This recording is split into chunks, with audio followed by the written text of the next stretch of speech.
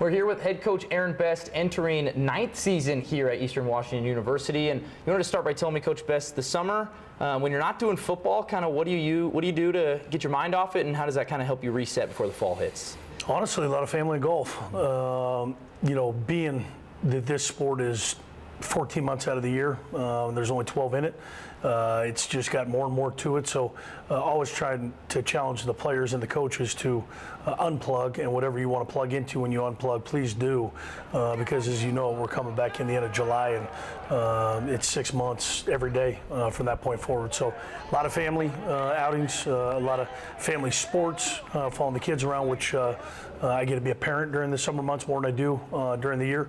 And then a little bit of, selfishly, a little bit of golf with family and friends. How does that help you kind of just reset before, like you said, you just hit the ground so hard in July? People always ask me, like, hey, you don't get out and golf much. I'd love to get out more. I'll be honest with you, it's my sanity. It's 4 hours, 4.5 hours, depending on how slow you play, of no phone. No email, no contacts, no, hey coach, you got a second? And you just kind of get to do what you want to do, get to compete. It's a humbling sport, as we all know. And usually you're doing it with people that you enjoy to be around, socially for 4.5 hours. So I didn't pick it up till I was in coaching, because I was told to coach you must golf, with all the scrambles and things that used to take place way back when.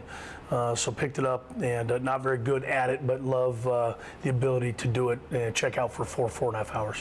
When you look at this spring, just kind of how was it? I remember you saying the most important thing is to get out of spring healthy. How did that go, and kind of where's the state of the team right now?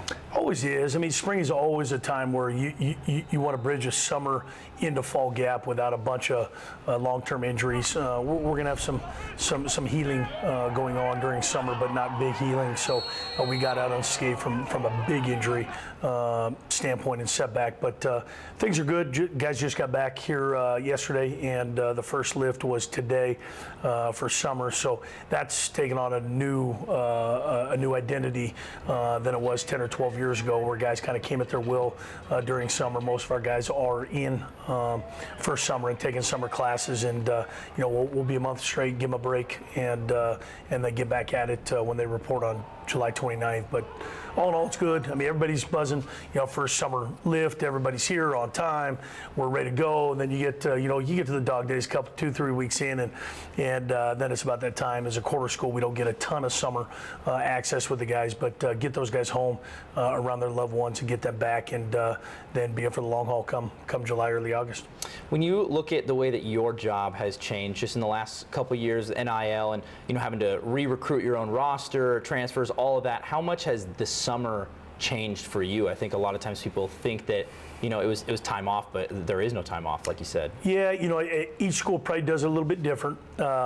I still believe in family time. I still believe in non-football time, and I respect that. And I must make sure that happens with the assistant coaches.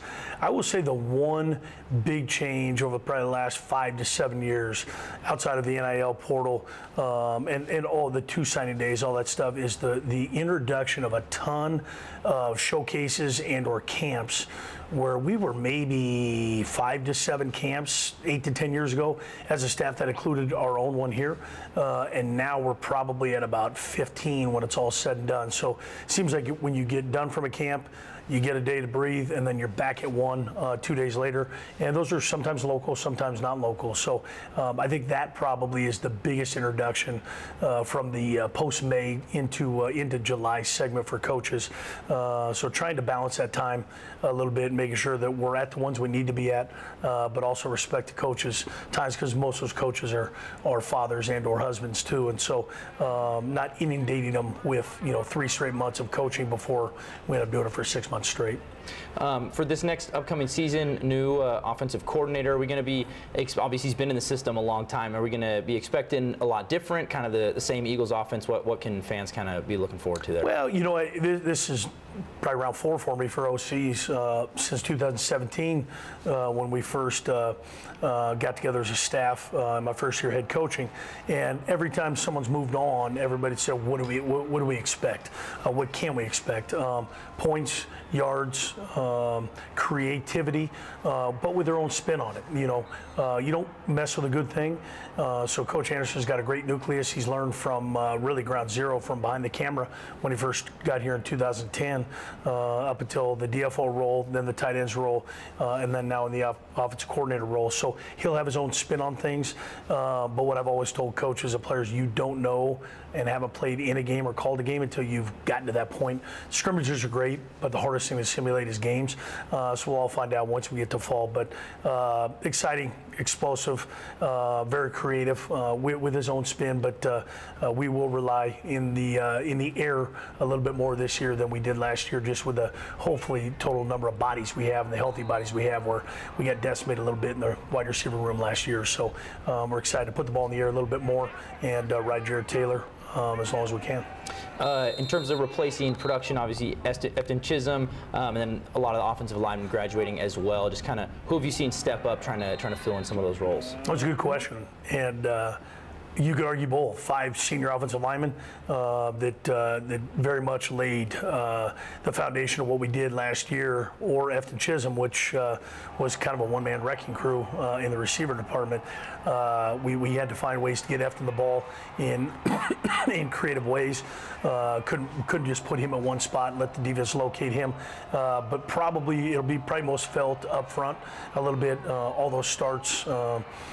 The physicality those guys played with, the cohesiveness they played with, that'll be missed, and we'll create some of that cohesiveness in the fall with the new guys. But it'll be fresh faces, which is scary for some and exciting for others. And so, having been there in that chair for a few years, where you're replacing all those guys or a lot of those guys, can be daunting to some, but exciting for others. And so, we'll have enough balls to throw around with the receivers we have. We've got a couple guys coming off redshirt we're excited about, a couple guys coming off injury we're excited about. But I think up front will be the biggest probably question mark, how well we play, how early we play well, and how cohesive we could be as we embark on a really tough non-conference schedule and into league.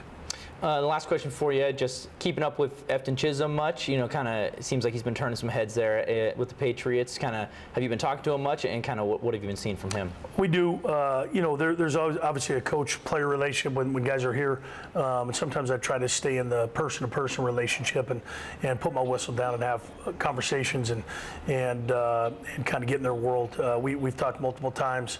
Everybody, can you believe what he's doing? Absolutely. That's who he is. That's what he's all about. He's cut from a different cloth than most people are. He does it at one speed all the time.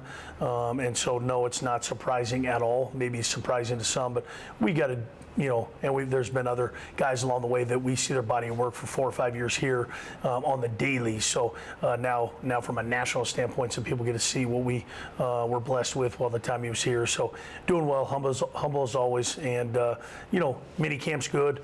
OTAs are good, but the real work comes in the end of July when they embark on first NFL true training camp. So excited to see where he grows. That's it for me. I appreciate the time. Just a couple months until week 1. So thanks for your time and good luck this season. Thank you. Appreciate it.